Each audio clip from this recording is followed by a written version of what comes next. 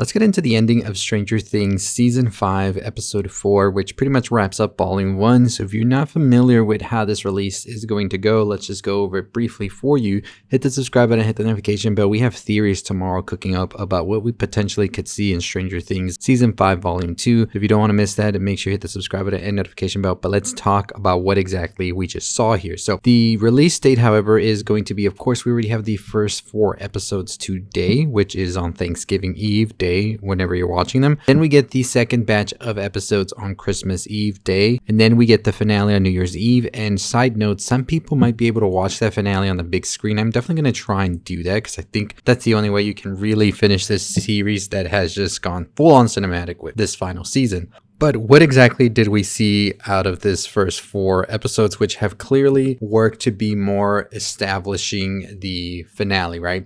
And they have given us some amazing players and situations, some characters we thought we were never going to see, and people were thinking it was just a throwaway in a season. So let's talk about it, because the most important thing we have to learn about this finale is that Will indeed could possess some psychic powers of sorts, which I thought was incredible to see here in the final moments as Vecna. The Demogorgons are about to lay waste to Will and his allies, his friends. We see Will is able to tap in and bring out the power, the psychic powers, in the same way as we've seen Eleven, as we've seen Vecna, Henry, whatever you want to call him, be able to do so as well, and sort of neutralize all of the Demogorgons as we cut to black. Seems that Will is going to be just as important as ever, and as Mike says, a sorcerer indeed that's able to get into the hive mind of sorts that is the Upside Down with Vecna and all of that. So we'll talk more about that in a bit. Let's also talk about some of the other stuff that happened, and that is that Callie is indeed back. Callie, who is a major player in Season 2, and of course one of the big catalysts for Eleven to really find out about her past and also be able to really tap into her powers and be able to use them in a way she had never been able to before. We find out that Dr. K has actually been holding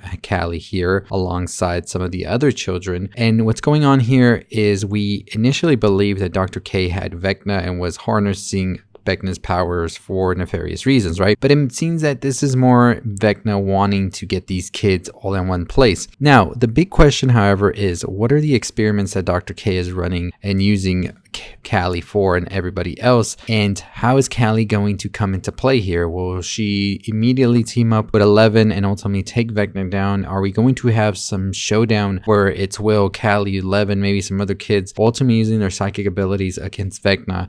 I don't know, but it seems that this showdown is where it's brewing here. But it was interesting to see Callie back. We've all seen the countless memes and the jokes online that was a story that they never came back to, and I'm curious if the Duffer Brothers and everybody at Netflix were like, hey, we forgot about that character there, let's bring them back, because it felt like it was just like out of nowhere, right? I was just like, oh, they probably were like, yeah, we never did anything with that storyline and character, let's bring him back. But we also have learned that Max is trapped in Vecna's mind. And this is also with Holly, who is trapped now by Vecna, as we saw in the recent episodes that Holly was being sort of brought by Mr. Whatsit, which was actually Henry, Vecna taking on this persona to lure more kids.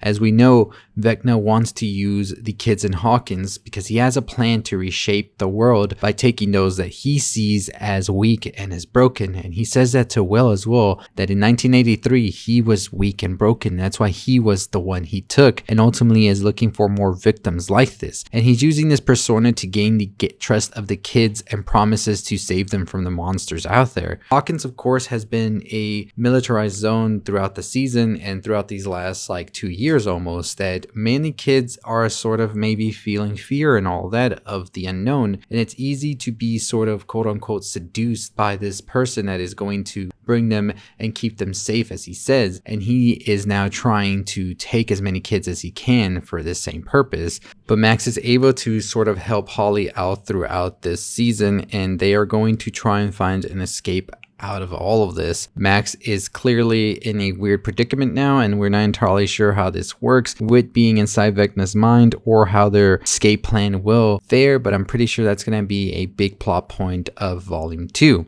Throughout the season, we also saw Steve, Dustin, Nancy, and Jonathan try to save Holly by going into the Upside Down, tracking down Demogorgons in order for them to kind of get a lead as to where Holly is after she is taken earlier in the season, as she is part of Vecna's kids that he is taking in order to fulfill his sort of plan that he has for Hawkins and the rest of the world. This is where they encounter what they call the fleshy wall that Dustin realizes is a large circle with Hawkins' lab in the middle, and that something's up here. Something's up that they're going to have to discover, and we're not really going to find the answers to that until volume 2, but I have some theories which I'll talk about tomorrow, so make sure you subscribe so you don't miss out on that. So in the end of this season, we pretty much saw that Vecna was able to take advantage of Dr. K rounding up these kids that she was trying to use to lure Levin and taking them with him right before he unleashes his Demogorgons. He's still able to take the kids, even though Mike, Lucas, Robin, Will, and Joyce were trying to free them by using some underground tunnels and all of this. It is not a great escape as Vecna takes the kids before he eventually does confront Will and tells him why he took him. He is easily broken